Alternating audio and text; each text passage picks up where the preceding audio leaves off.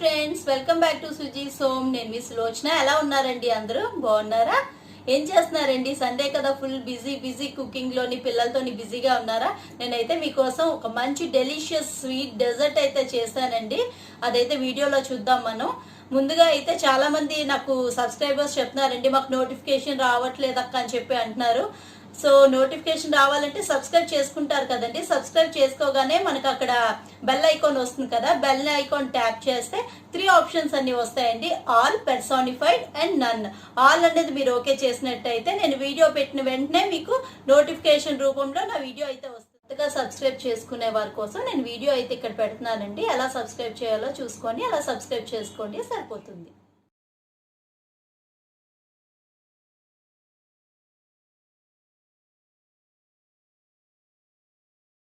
Caramel egg pudding కోసం ముందుగా ఒక 400 ml మిల్క్ తీసుకున్నానండి. ఇది full cream milk. Full cream మిల్క్తో చేస్తే చాలా బాగుంటుంది మనకి pudding. So 50 to 60 grams of sugar తీసుకున్నానండి. ఇది పౌడర్గా అయినా చేసుకోవచ్చు, లేకపోతే షుగర్ అలా వేసుకొని విస్కర్ కానీ స్పూన్తో కానీ ఫోర్క్తో కానీ బాగా మిక్స్ చేసుకొని షుగర్ డిజాల్వ్ అయ్యే వరకు మిక్స్ చేసుకోవాలి.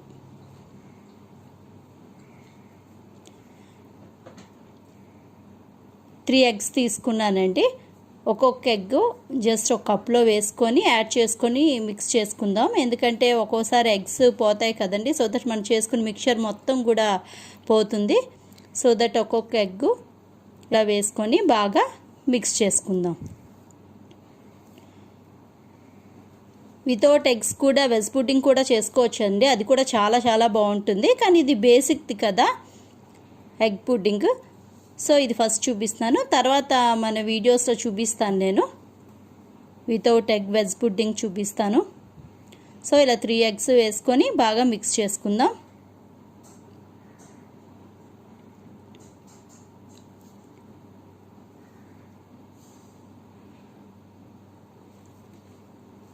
లేదంటే ఇలా మనకు ఉంటుంది కదా హ్యాండ్తో ఇలా విస్ చేసుకునేది, అదైనా యూజ్ చేసుకోవచ్చు. ఏది ఉంటే అది, మన ఇంట్లో ఏది అవైలబిలిటీ ఉంటే అది దాంతో చేసేసుకొని బాగా మిక్స్ చేసుకుందాం. నెక్స్ట్ వెనీలా ఎసెన్స్ అండి. ఎగ్ స్మెల్ అది పోవడానికి 1/2 cup వరకు వేసుకుంటున్నాను. వెనీలా ఎసెన్స్లో అవైలబిలిటీ లేకపోతే ఇలాచీ అయినా వేసుకోవచ్చు మనం. సో బాగా మిక్స్ చేసుకుందాం.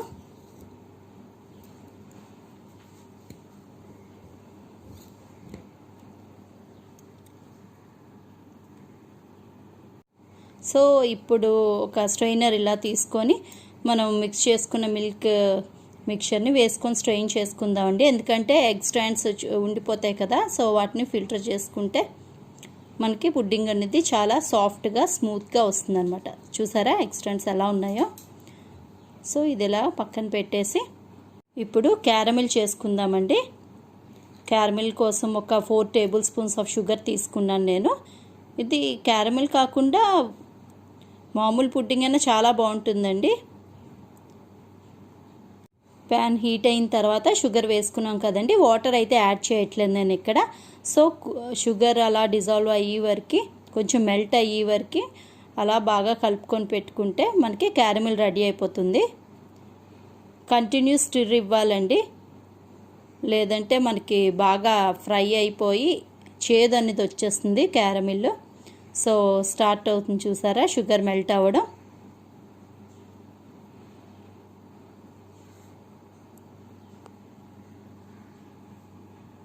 సో ఇలా మెల్ట్ చేసుకొని అలా స్టిర్ చేస్తూ ఉండాలండి. మనకి golden colour, light golden colour వచ్చే వరకు అలాగా స్టిర్ చేసుకుందాం. లో ఫ్లేమ్లోనే పెట్టుకొని మిక్స్ చేస్తూ ఉండాలండి. సో చూసారా ఇలా వచ్చేస్తుంది, మనకి మంచి కలర్ వచ్చింది కదా.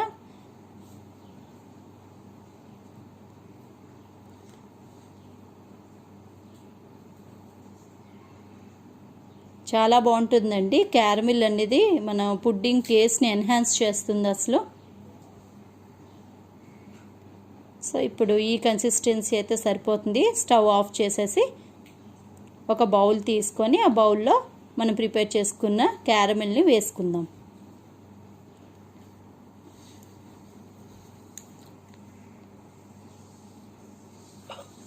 సో బౌల్ బేస్ అంతా జస్ట్ అలా క్యారమిల్ స్ప్రెడ్ అయ్యేటట్టు ఇలా టర్న్ చేసుకొని పెట్టుకుందాం. ముందుగా ప్రిపేర్ చేసుకున్నాం కదా మిల్క్, సో మిల్క్ని యాడ్ చేసుకుందాం ఆ బౌల్లోకి.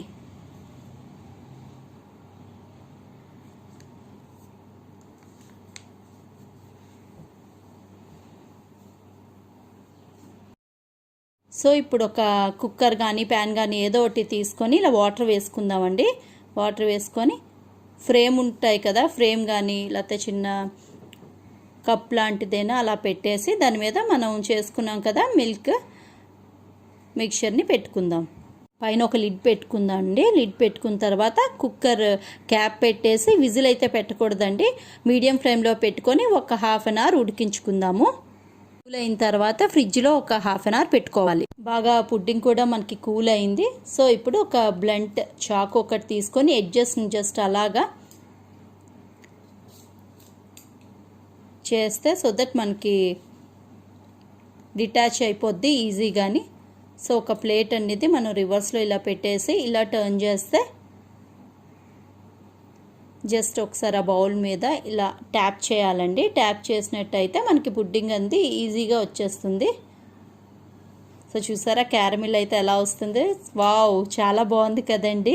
కలర్ఫుల్గా యమ్మీగా delicious caramel egg pudding ready అయింది.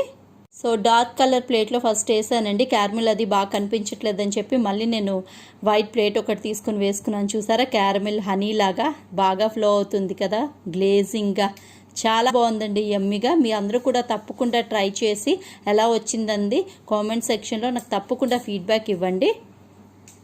చాలా ఈజీగా చేసేసుకోవచ్చండి.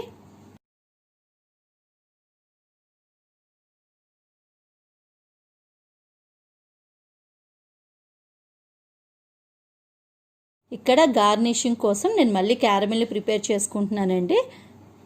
సో ఒక ప్యాన్ తీసుకొని హీట్ అయిన తర్వాత ఒక 2 టేబుల్ స్పూన్స్ వరకు షుగర్ని వేసుకొని ఇందాకలాగే క్యారమిల్ని ప్రిపేర్ చేసుకుంటున్నాను. సో గోల్డెన్ ఎల్లో కలర్ వచ్చేసింది కదా, సో అలా కంటిన్యూస్గా స్టిర్ చేసుకొని స్టవ్ ఆఫ్ చేసేద్దాం.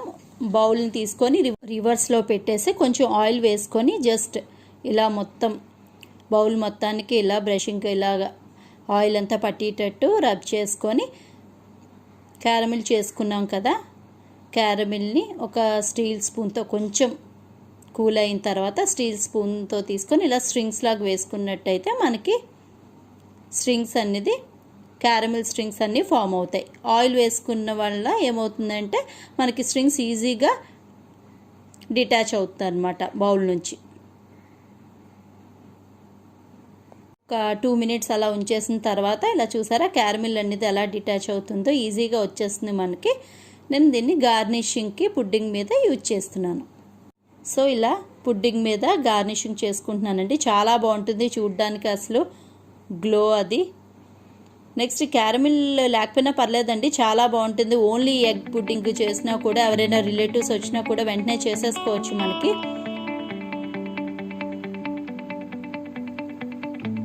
సో అంతా ఇలా గార్నిష్ చేసుకొని